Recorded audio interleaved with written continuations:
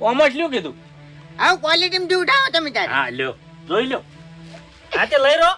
મફુજી ખરેખર રવૈયાનો તો કોઈ ભાવ છે? ઘૂમતા આકા રવૈયાનો ભાવ ચમ છે? હે, તમારામ ભાવ છે એટલે મારામ તો ભાવ છે વાત. નકા સોકડી એમ નાખવો પડે. ઓવે ઓવે. તાણી મફુજી યા લારીમાં 20 રૂપિયા ને 500 મળી હતી, પણ તમારે લઈ જવા હોય ને તો તમે તારે 30 રૂપિયા આલી દેજો, કારણ કે આ શેતન ને દેશી છે એટલે.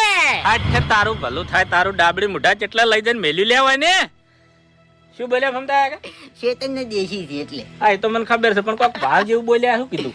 30 રૂપિયા ને 500 તમારા માટે. હા 60 રૂપિયા કિલો લઈ રહ્યો.